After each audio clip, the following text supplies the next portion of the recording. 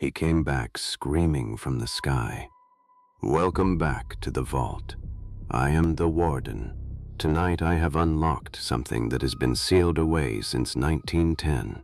A story that existed before the language for it did. The Wendigo, by Algernon Blackwood. You will understand, when it is finished, why men who have spent time in the deep wilderness sometimes refuse to go back. There is a particular kind of horror that has no body to put a bullet in, no face to look away from. It is the horror of scale, of realizing, in a wilderness so vast it has no edges, that something older than civilization finds you interesting. Blackwood spent years in the Canadian backcountry. He did not invent the Wendigo. He survived it long enough to write it down. He wrote this in 1910, at the height of the Edwardian era, when the educated world was absolutely certain that science and reason had accounted for everything.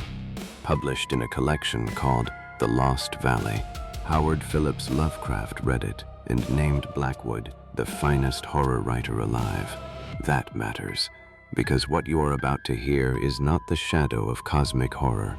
It is the thing itself, before anyone had named it. The setting: a hunting camp north of Rat Portage, Ontario. The last week of October. 4 men at the edge of the wilderness, one of whom is afraid of a name he refuses to say aloud.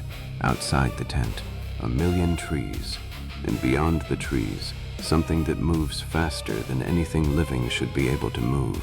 The door is open. Come down. Begin. A considerable number of hunting parties were out that year without finding so much as a fresh trail, for the moose were uncommonly shy, and the various Nimrods returned to their families with the best excuses the facts of their imaginations could suggest. Dr. Cathcart, among others, came back without a trophy, but he brought instead the memory of an experience which he declares was worth all the bull moose that had ever been shot. But then Cathcart of Aberdeen was interested in other things besides moose, amongst them the vagaries of the human mind. Besides himself and his guide, Hank Davis, there was young Simpson, his nephew, a divinity student, then on his first visit to Canadian backwoods, and the latter's guide, Defago. Joseph Defago was a French-Canadian who had strayed from his native Quebec years before, a man of unparalleled knowledge of woodcraft and bush lore, who could also sing the old voyageur songs and tell a capital hunting yarn into the bargain. He was deeply susceptible to that singular spell which the wilderness lays upon certain lonely natures, and he loved the wild solitudes with a kind of romantic passion that amounted almost to an obsession. The party round the blazing fire that night were despondent. A week had passed without a single sign of moose. The silence of the vast listening forest stole forward and enveloped them. Overhead the stars were brilliant in a sky quite wintry, and there was so little wind that ice was already forming stealthily along the shores of the still lake behind them. Hank broke in with his nasal voice. "I'm in favor of breaking new ground tomorrow, Doc." The plan emerged. Cathcart and Hank west toward Garden Lake, Simpson and Defago east across the lake, over the portage, and down the southern shore of 50 Island Water. It was obvious to anyone that Defago did not jump at the plan, but his silence conveyed something more than ordinary disapproval, and across his sensitive dark face there passed a curious expression like a flash of firelight. Cathcart noticed the look. Simpson, too sleepy to catch it, moved off to bed. Hank, rather than becoming explosive at Defago's reluctance, began at once to humor him, speaking in a perceptibly hushed tone, carefully. "But there ain't no special reason why no one's been up there this year. Not the reason you mean, anyway." The words were meant to be encouraging. They were not. Defago raised his eyes, then dropped them again. A breath of wind stirred the embers into a brief blaze. Cathcart noticed the expression in the guide's face a second time, and this time its nature betrayed itself. In those eyes, for an instant, he caught the gleam of a man scared in his very soul. "Bad Indians up that way?" he asked, with a careful laugh. "Or anything wrong with the country?" Hank met his eye with something less than his usual frankness. "He's just scared," he replied good-humoredly, scared stiff about some old fairy tale. Defago looked up. "Scared nothing. There's nothing in the bush that can scare Joseph Defago, and don't you forget it." And the natural energy with which he spoke made it impossible to know whether he told the whole truth or only a part of it. And then a sound close behind them in the darkness made all three start. It was old Punk, the Indian cook, who had moved up from his lean-to while they talked and now stood just beyond the circle of firelight, listening. No further conversation was possible. The doctor followed his nephew to the tent. Deep silence fell about the little camp, planted there so audaciously in the jaws of the wilderness. The lake gleamed like a sheet of black glass beneath the stars. An hour later, when all slept like the dead, old Punk crept from his blankets and went down to the shore of the lake like a shadow. He raised his head and looked about him. He listened, then sniffed the air. Motionless as a hemlock stem, he stood there. After 5 minutes again, he lifted his head and sniffed, and yet once again.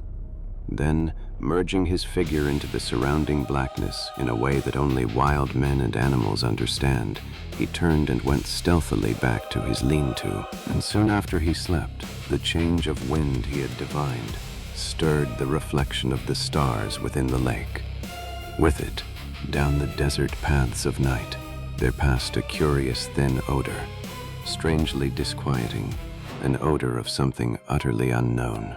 The French-Canadian and the man of Indian blood each stirred uneasily in his sleep just about this time, though neither of them woke. Then the ghost of that unforgettably strange odor passed away and was lost among the leagues of tenantless forest beyond. In the morning, the camp was astir before the sun. There had been a light fall of snow during the night, and the air was sharp. All were in good spirits. By 8 o'clock, old Punk had the camp to himself. Cathcart and Hank were far along the trail westwards, while the canoe that carried Defago and Simpson, with silk tent and grub for 2 days, was already a dark speck bobbing on the bosom of the lake, going due east. The wintry sharpness of the air was tempered by a sun that blazed with luxurious warmth upon the world of lake and forest below. And as far as eye could reach rose the leagues of endless crowding bush, desolate in its lonely sweep and grandeur, untrodden by foot of man, stretching its mighty and unbroken carpet right up to the frozen shores of Hudson Bay. Simpson, who saw it all for the first time as he paddled in the bow, was enchanted by its austere beauty, and quietly, somewhere beneath the enchantment, he began to understand his own utter insignificance. They portaged over into 50 Island water and made camp on its shore towards 5 o'clock. The silk tent stood taut and cozy. The fire burned with a minimum of smoke. In front, through doorways pillared by huge straight stems, lay the stretch of 50 Island water, a crescent-shaped lake some 15 miles from tip to tip. A sky of rose and saffron dropped its pale streaming fires across the waves, where the islands floated like the fairy barks of some enchanted fleet. The beauty of the scene was strangely uplifting. Yet ever at the back of Simpson's thoughts lay that other aspect of the wilderness, the merciless spirit of desolation which took no note of man. The sense of his utter loneliness, now that even Defago had briefly gone to scout for moose, came close as he listened for the sound of returning footsteps. There was pleasure in the sensation, yet with it a perfectly comprehensible alarm, and instinctively the thought stirred in him. What should he do if anything happened and Defago did not come back? They enjoyed their well-earned supper, eating untold quantities of fish and drinking unmilked teas strong enough to kill men who had not covered 30 miles of hard going. They smoked and told stories round the blazing fire. Defago was in excellent spirits, though disappointed at having no moose to report. And when Defago's face was lit by the fire, Simpson realized with renewed vividness their position, alone together in the wilderness. "Defago," Simpson said presently, "these woods are a bit too big to feel quite comfortable in, eh?" He was hardly prepared for the solemnity with which the guide took him up. "You've hit it right, Simpson boss," Defago replied, fixing his searching brown eyes on his face. "And that's the truth, sure. There's no end to 'em, no end at all." Then, lowering his voice as though to himself, "There's lots found out that, and gone plumb to pieces." He led the conversation on to other topics. But the casual mention of 60 miles between them and the home camp again made Simpson realize the prodigious scale of this land. Stories of lost hunters rose persistently before his memory, and he wondered vaguely whether it was the mood of his companion that invited the unwelcome suggestion with such persistence. "Sing us a song, Defago," he asked. "One of those old voyageur songs." And the Canadian, nothing loth, sent his light voice across the lake in one of those plaintive, almost melancholy chanties. It was in the middle of the third verse that Simpson noticed something unusual. A curious change had come into the man's voice, and looking up quickly, he saw that Defago, though still singing, was peering about him into the bush, as though he heard or saw something. His voice grew fainter, dropped to a hush, then ceased altogether. With a movement amazingly alert, he started to his feet and stood upright, sniffing the air. Like a dog scenting game, he drew the air into his nostrils in short, sharp breaths, turning quickly in all directions, and finally pointing down the lake shore eastwards. Simpson's heart fluttered disagreeably. "Lord, man, how you made me jump!" he exclaimed, peering over his shoulder into the sea of darkness. "What's up? Are you frightened?" Even before the question was out of his mouth, he knew it was foolish, for any man with a pair of eyes could see that the Canadian had turned white down to his very gills. Defago turned abruptly. "I never said I heard or smelt nothin'," he said slowly and emphatically, in an oddly altered voice that conveyed somehow a touch of defiance. Without another word, they sat down again by the fire, Defago changing his side so that he could face the direction the wind came from. "Guess now I don't feel like singing any," he explained presently. "That song kinder brings back memories that's troublesome to me." He was still fighting with some profoundly moving emotion, but the shadow of an unknown horror had now communicated itself to his companion. After a long spell of smoking and talking, the shadow began imperceptibly to shift. Whatever it was that had passed through their camp, or past it, seemed to have continued on its way. Simpson began to feel that perhaps he had exaggerated. He lit a last pipe and tried to laugh to himself. On getting home to Scotland, it would make quite a good story. He did not realize that this laughter was one of the conventional signs by which a man seriously alarmed tries to persuade himself that he is not so. If this transmission has your attention, the like button, use it. It helps more than you might expect. Defago, however, heard the low and looked up with surprise. "What's tickling you?" The two men stood side by side, kicking the embers before going to bed. "I was thinking of our little toy woods at home," stammered Simpson. A pause followed. "All the same, I wouldn't laugh about it if I was you," Defago added, looking over Simpson's shoulder into the shadows. "There's places in there nobody won't never see into. Nobody knows what lives in there either." He lingered by the fire, doing a dozen things that did not really need doing. Evidently there was something he wanted to say, yet found it difficult to get at. "Say you, Boss Simpson," he began suddenly, as the last shower of sparks went up into the air. "You don't smell nothing, do you? Nothing particular, I mean." The commonplace question veiled a dreadfully serious thought. A shiver ran down Simpson's back. "Nothing but burning wood," he replied firmly. "And all the evening you ain't smelt nothing," persisted Defago, peering through the gloom. "Nothing extraordinary and different to anything else you ever smelt before?" No, man, nothing at all." Defago's face cleared. "That's good," he exclaimed with evident relief. "That's good to hear." Then Simpson, regretting the impulse even as he spoke, "Have you?" The Canadian came closer in the darkness. He shook his head. "I guess not," he said, without overwhelming conviction. "It must have been just that song of mine that did it. It's the song they sing in lumber camps and godforsaken places when they're skeered the Wendigos somewhere around, doing a bit of swift traveling." "And what's the Wendigo, pray?" Simpson asked quickly, irritated because again he could not prevent that sudden shiver of the nerves. Defigo turned swiftly and looked at him as though he were suddenly about to shriek. His eyes shone, his mouth wide open. Yet all he said, whispered rather, for his voice sank very low, was, "It's nothing but what those lousy fellers believe when they've been hitting the bottle too long.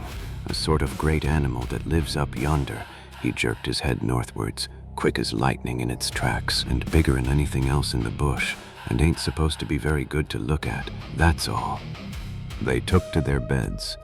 The world of crowding trees pressed close about the small tent, marshalling their million shadows. Between the two lonely figures within, however, there pressed another shadow. Not a shadow from the night. It was the shadow cast by the strange fear that had leaped suddenly upon Defago in the middle of his singing.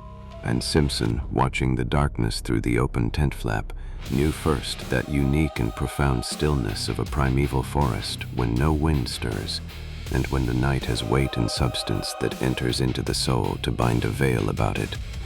Then sleep took him. Yet it was true that the lap of the water just beyond the tent door still beat time with his lessening pulses when he realized he was lying with his eyes open, and that another sound had introduced itself with cunning softness between the splash and murmur of the little waves. Long before he understood what this sound was, it had stirred in him the centers of pity and alarm. He listened intently. Did it come from the lake or from the woods? Then, suddenly, with a rush and a flutter of the heart, he knew that it was close beside him in the tent. It was a sound of weeping. Defago, upon his bed of branches, was sobbing in the darkness, as though his heart would break, the blankets evidently stuffed against his mouth to stifle it. His first feeling, before he could think or reflect, was the rush of a poignant and searching tenderness. This intimate human sound, heard amid the desolation about them, woke pity. It was so incongruous, so pitifully incongruous, and so vain. Tears in this vast and cruel wilderness. Of what avail? He thought of a little child in mid-Atlantic. Then, of course, with fuller realization and the memory of what had gone before, came the descent of the terror upon him, and his blood ran cold. He stretched his hand out and touched him. The body did not stir. He spread an extra fold of his own blankets over the feet that projected beyond the tent mouth. He whispered, "Let me know if anything's wrong, or if I can do anything. Wake me at once if you feel queer." He lay down again, thinking and wondering. Defago had been in his sleep. Some dream had afflicted him, yet never in his life would he forget that pitiful sound of, and the feeling that the whole awful wilderness of woods listened. Sleep, in the long run, proves greater than all emotions. Half an hour later he was oblivious of everything, yet sleep, in this case, was his great enemy, concealing all approaches, smothering the warning of his nerves, and thus the events that now followed, though they actually happened, persuaded the mind somehow that the detail which could explain them had been overlooked in the confusion, and that therefore they were but partly true, the rest delusion. So far as he can recall, it was a violent movement running downwards through the tent toward the door that first woke him, and made him aware that his companion was sitting bolt upright beside him, quivering. Hours must have passed, for it was the pale gleam of dawn that revealed his outline against the canvas. This time the man was not crying. He was quaking like a leaf. The trembling felt plainly through the blankets down the entire length of his own body. Defago had huddled down against him for protection, shrinking away from something that apparently concealed itself near the door flaps of the little tent. And next, almost simultaneous with his waking, the profound stillness of the dawn outside was shattered by a most uncommon sound. It came without warning or audible approach. It was a voice, possibly a human voice, hoarse yet plaintive, a soft roaring voice close outside the tent, overhead rather than upon the ground, of immense volume, and in some strange way most penetratingly and seductively sweet. It rang out in 3 separate and distinct notes, or cries, that bore in some odd fashion a resemblance, far-fetched yet recognizable, to the name of the guide, De Fa Go, a sort of windy, crying voice, as of something lonely and untamed, wild and of abominable power. And even before it ceased, dropping back into the great gulfs of silence, the guide beside him had sprung to his feet with an answering though unintelligible cry. He blundered against the tent pole with violence, shaking the whole structure, spreading his arms out frantically for more room, kicking his legs impetuously free of the clinging blankets.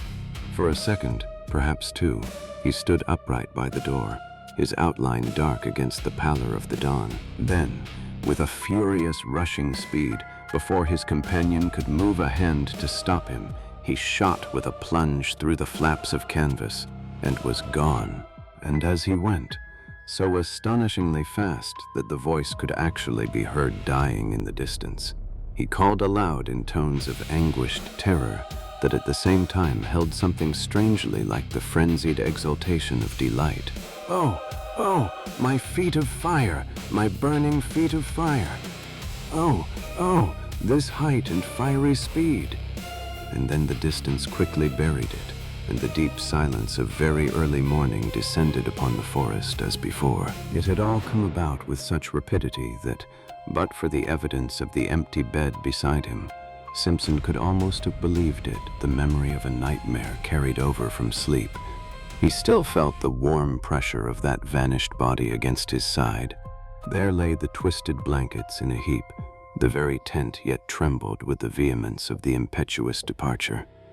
The strange words rang in his ears, as though he still heard them in the distance, wild language of a suddenly stricken mind. Moreover, it was not only sight and hearing that reported uncommon things to his brain, for even while the man cried and ran, he had become aware that a strange perfume, faint yet pungent, pervaded the interior of the tent, an odor unlike any smell he knew.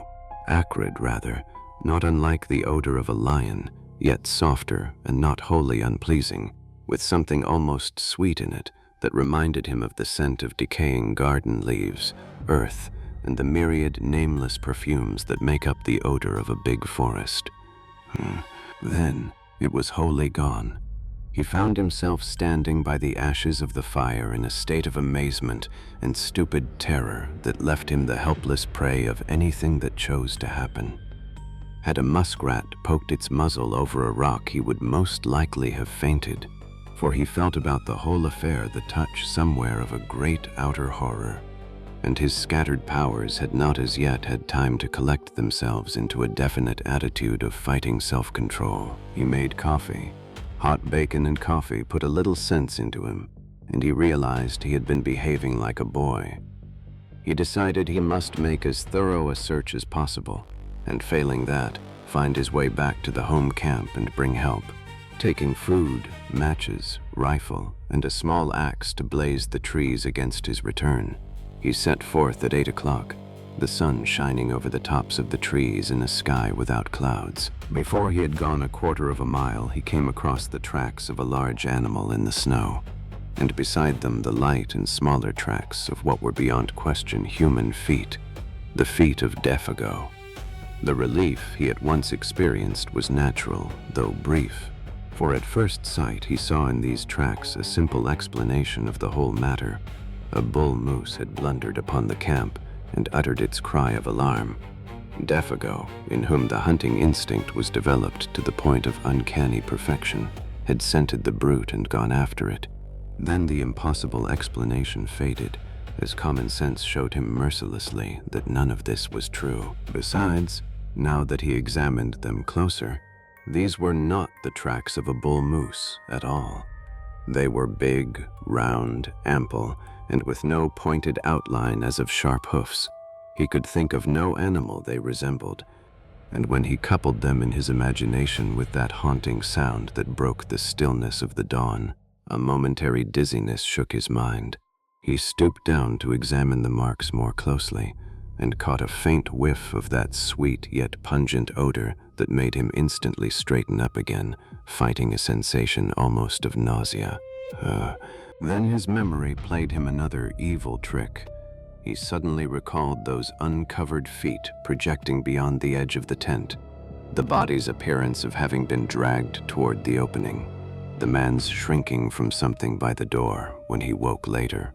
The details now beat against his trembling mind with concerted attack. They seemed to gather in those deep spaces of the silent forest about him, where the host of trees stood waiting, listening, watching to see what he would do. The woods were closing round him. The door is not yet fully shut. What Simpson found in those tracks, and what was eventually found in the home camp wearing the shape of Daffodil, that is the second half of this transmission, and part 2 unlocks next Tuesday. A question for you while you wait. What do you believe called Daffodil out of that tent? The voice that spoke his name in 3 syllables, was it hunger or was it invitation? Leave your answer below. The Vault keeps all records. Subscribe to the Forbidden Repository. New transmissions unlock every Tuesday. Part 2 is already selected. You will want to be here when I open it. Until then, stay in the dark.